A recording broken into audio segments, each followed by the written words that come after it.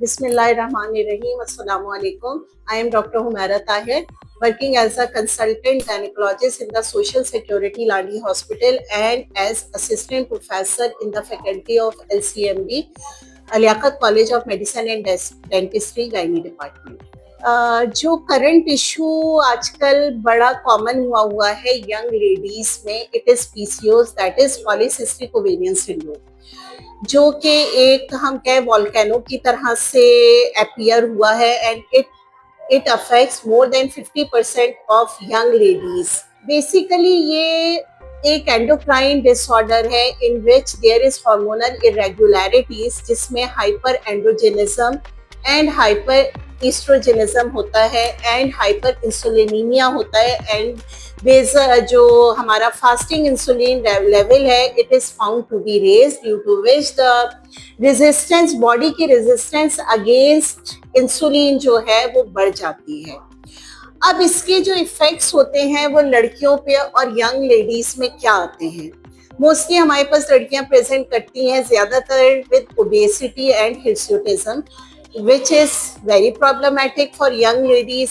जब उनकी शादी हो जाती है एंड साइकिल इरेगुलरिटीज का मतलब है कि जो उनके पीरियड्स हैं इट इज नॉट नॉर्मल, वो अपने टाइम पर नहीं आते और वो हमारे पास एमिनोरिया के साथ प्रेजेंट करती हैं. जो हिर्सुटिज्म है, अब चेहरे पे बालों का उगना, वो बड़ा प्रॉब्लमेटिक है जो कि सॉल्व नहीं हो रहा होता.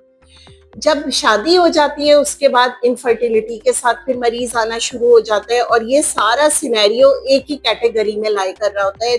This is called PCOS. PCOS को ट्रीट करना इज वेरी डिफिकल्ट हम इसलिए कह रहे हैं कि जो सिम्टम्स हैं हम अकॉर्डिंग टू द सिम्टम्स हम मैनेज करते हैं पेशेंट को. वो जो हमें प्रॉब्लम बताता है हम उस प्रॉब्लम को हैंडल कर रहे होते हैं. अच्छा, ये कंप्लीटली क्योरेबल नहीं है. हम अगर कोई हमारे पास इनफर्टिलिटी के साथ आएगा हम इनफर्टिलिटी मैनेज करेंगे, साइकिल इरेगुलरिटीज के साथ आएगा हम साइकिल इरेगुलरिटीज को मैनेज करेंगे, हिर्सुटिज्म के साथ आएगा हम हार्मोन्स को बैलेंस करके उसे किसी स्किन स्पेशलिस्ट के पास रेफर कर देते हैं. ये होता क्यों है? अब सवाल ये पैदा हुआ है कि पहले हमारी जो मदर्स थी, हमारे जो पुराने लोग थे, उनमें क्यों नहीं होता था और अब क्यों इतना ज्यादा हो रहा है. इसकी बहुत ज्यादा बड़ी मेन रीजन है life style, that is sedentary life style. यानी जो हम ये रिमोट का इस्तेमाल है, बैठे बैठे खाना है, जंक फूड है, हमने अपनी जिंदगी को स्टैटिक कर दिया है. हर चीज रिमोट पर आ गई है. खाने पीने में फूड पांडा का बड़ा हाथ है. घर बैठे हमने फ्रेंच फ्राइज मंगा लिए, समोसे मंगा लिए, पकोड़े मंगा लिए. जो हमारी खाने पीने की जो चीजें हैं इट इज नॉट प्योर.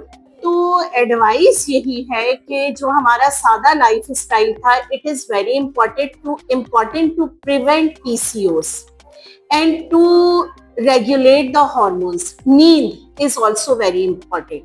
10 से 12 बजे का जो नींद का टाइम है इट सिक्रीट्स मेलेटोनिन, और मेलेटोनिन एक ऐसा हार्मोन है which is very important for brain growth. ठीक है, नींद नहीं आ रही है, मोटापा हो रहा है, इस तरह 2-2 बजे तक जागना है, it is not good for सेहत. इंपॉर्टेंट चीज इज लाइफ स्टाइल मॉडिफिकेशन, जिसमें डेली वॉक है, 15 मिनट की brisk walk is very important, जिसमें पसीना आना चाहिए. आपने इंसुलिन, कार्बोहाइड्रेट कम लेना है, प्रोटीन लिमिटेड लेना है और फैट को भी कुछ मिकदार में लेना है.